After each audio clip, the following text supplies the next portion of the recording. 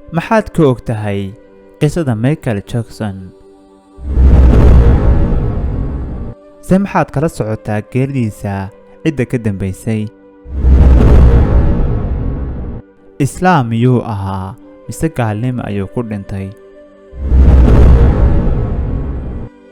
waxyaabo badan oo inaga daahsoon ayaanu daha ka qaadi doonaa.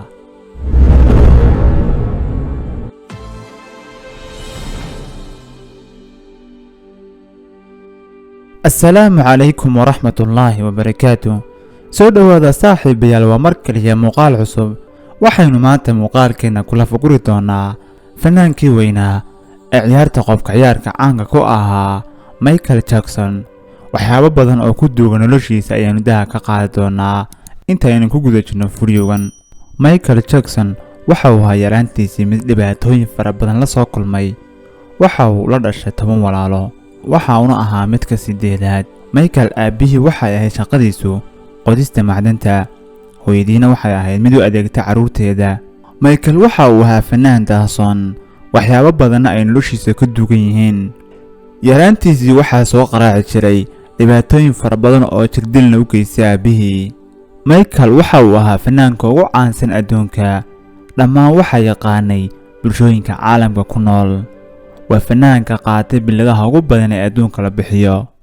Michael Jackson iyo 4 ay walaal yihiin ayaa waxay samaysteen kooxdaas oo ay ugu magac dareen 5 Jackson. waxa ay samayn jireen heesaha qobka ciyaarka, waxayna ku soo bandhigi jireen meelaha laga ciyaaro. Michael waxa uu ahaa fanaanka ay tiro beeleen abaalmarinaha caalamka la siinayo. Michael Jackson 29 August 1958 waxa uu ka dhashay deegaanka Diana.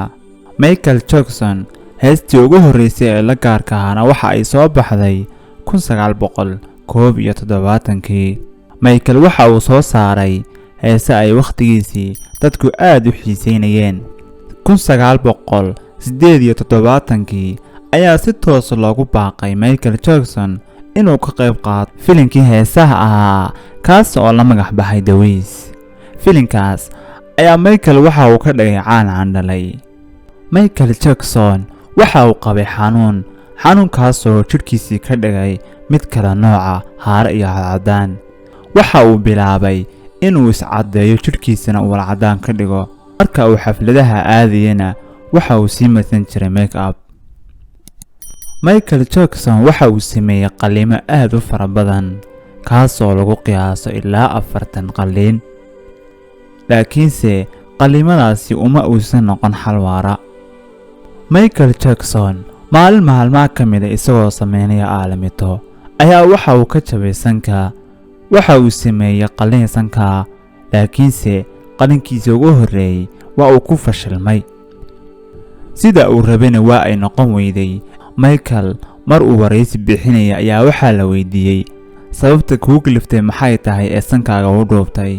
waxa uu ku jawaabay Michael, markii aan yaraa aabbahay ayaa igu caayi jiray sanweyne, taasaan igu galiftay in aan sankayga dhoobo.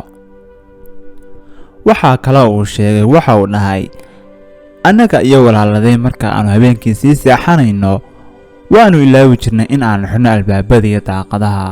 laakiinse waxaa dhacay habeenada ka mid ah aabbahay ayaa waxa uu noo soo xidhay wejiga maaskarada. waa uu naga naxiyey. naxdintaasina waxay noqotay mid saameyn ku leh noloshayda. mar walba waan xasuusan jiray habeenka, mar walba waan ku qarwi jiray habeenka wejiga aan arkay. aabbahay waxa uu ahaa mid hadallo xun igu dhahaa. Michael marar fara badan waxaa lagu eedeeyay inuu caruur fara xumeeyay, laakiinse wax cadaymaha laguma helin. ninkan ciyaarta qoob ciyaarka loo daba fadhiisan jiray ayaa muran fara badan la geliyay geeridiisii. ninkan ayaa noloshiisa intii dambe waxa uu u janjeersaday dhinaca diinta Islaamka maadaama uu walaalkii ahaa Islaam. xogo badan ayaa waxay sheegayaan in ninkan loo dilay islaamnimada, taas uu rabay inuu islaamnimada muujisto, iyadoo isla markaana laga cabsaday in ay taageerayaashiisii balaayiinka ahaa ay diinta Islaamka soo galaan. Michael Jackson waxaa lagu tiriyaa in uu dilay dhakhtarkiisii gaarka ahaa kaasoo daawo siin jiray daawadaas oo ahayd mid uu ku seexdo Michael Jackson markay hurdo ka iman weydo. laakiinse waxaa la dhahay taas ayaa sabab u ahayd isagoo dhakhtarku ka badiyey. ilaa hadda lama hayo cid si rasmi ah u dishay, siro fara badan ayaana ku duugan geeridiisa. dhakhtarkiisii gaarka ahaa ayaa si rasmi ah lagu eedeeyey inuu dilay, isagoo oo daawo fara badan siiyey, laakiinse eedaha waa uu ka soo horjeesaday. waxa uuna sheegay inuu isagu si khalad u isticmaalay daawadii, taasina ay sababtay inuu dhinto waqtiguu isagu ku jiray suuliga.